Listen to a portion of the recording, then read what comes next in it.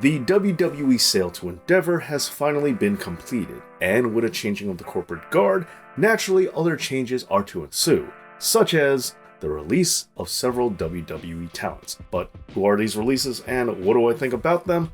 Well, that's the subject of this episode, because today...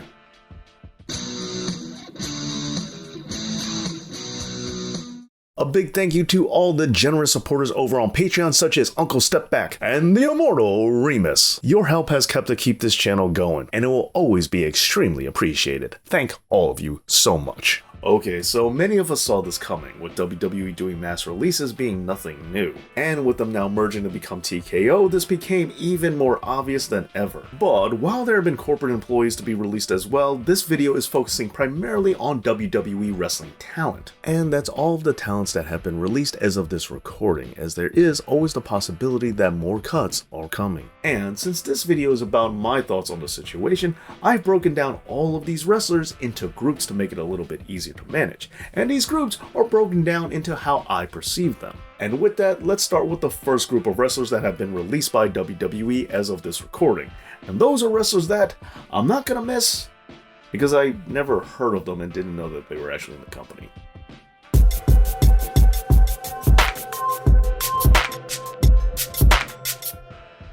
We start things off with the low-level developmental talent that many mainstream wrestling fans may not be aware of. They include Yulisa Leon, Kevin Ventura Cortez, Alexis Gray, Daniel MacArthur, Brooklyn Barlow, Bryson Montana, and Melanie Brzezinski. Now, as for our next group... What? I can't believe you don't know who that is! Don't you watch NXT?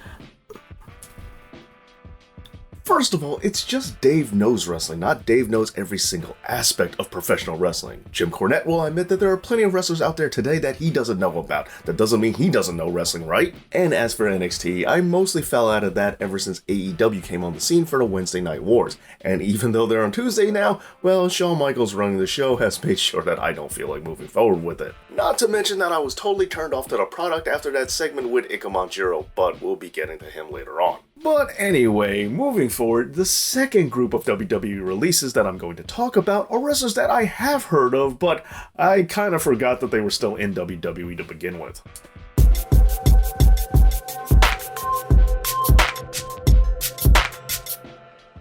This second group of names include Aaliyah, Shanky, Mace and Mansoor, Daba Kato, Ikemanjiro, and Quincy Elliott. And speaking of which, I remember being told that Quincy Elliott was supposed to fill the void left behind from the Velveteen Dream. Clearly, that did not happen, as Quincy, along with a lot of other people on this list, are talents that the IWC, the Internet Wrestling Community, made a big deal about, only for me to say, hey, how come we stopped hearing about them? Oh, and going back to Ikemanjiro, while I know a lot of people didn't see this, there was a skit on NXT that showed him going to the bathroom.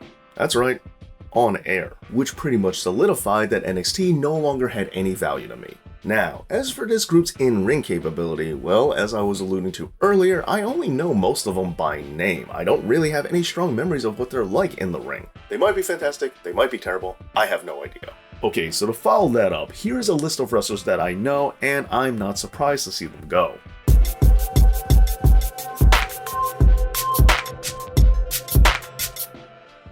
Mustafa Ali, Riddick Moss, Emma, Top Dollar, Dana Brooke, Shelton Benjamin, and Dolph Ziggler. Now, this is not me saying that I'm not a fan of these wrestlers, so just calm down, as I am a big fan of Dolph Ziggler, Shelton Benjamin, and Rick Boogs, among many others. I'm just saying that WWE or TKO putting them on the chopping block is no shocker. For example, take Dolph Ziggler, who again, I am a fan of, but he has been with the company for a very long time. And while some of you think that his longevity is an asset, I actually think it might be a hindrance. As the older a wrestler gets, his body and his momentum tend to slow down. And in addition to that, Dolph Ziggler has historically been one of the highest paid WWE wrestlers, even if they barely ever use him. And so, despite my fandom, I'm just saying, if you are a brand new corporate entity and you purchase WWE and you take a look at this contract, you could see this as something of a financial redundancy, and therefore it does make sense to let him go. Also in this group, now that we've brought him up, is Mustafa Ali. Now I know he has a small but really dedicated fan base, but personally I really never got the big deal with this guy. Sure, he does a lot of cool moves, but during that brief era where Triple H was in charge, we saw Mustafa Ali get the chance to really talk and show some personality, and he was extremely flat on the microphone. And for me, being a WWE superstar requires a lot more than Ali brought to the table. And continuing on, as much as I like Shelton Benjamin, and while he is still in fantastic shape, let's not forget that he is much older, and that WWE can always bring him back to some capacity, like as a trainer or a producer. He was just released from his talent contract. And let's just remember that this is true for every wrestler that has been released. While it may not necessarily happen, it is a possibility. But going back to Shelton, while I personally don't think WWE will bring him back, since I never thought that WWE would bring him back in the first place, and they haven't been utilizing him ever since they have. Just like they haven't been utilizing Elias or Rick Boogs, even though I have to say I thought there was plenty of upside to both of them. But now, there is one name that I haven't brought up yet, and that's Matt Riddle, as I am somewhat shocked that they released him. Sure, I know that he had a lot of problems, especially with the recent incident at the airport, but nevertheless, he hasn't been forgotten about, and it did seem like WWE had been fairly high on him at times. I mean, come on, if personal issues was a problem, there are a lot of wrestlers that WWE wouldn't have pushed or kept on board as long as they have, so it's not like that's really an excuse. I mean, think about it, Vince McMahon got canceled and he still came back to broker the deal with Endeavor. But now, the really interesting thing is, now that Matt Riddle has been released by WWE, it would be very weird for him to go back to UFC considering that they merged with World Wrestling Entertainment. And so, with that being said, what's next for Matt Riddle and the rest of the WWE releases? Well, as they always say, best of luck in your future endeavors.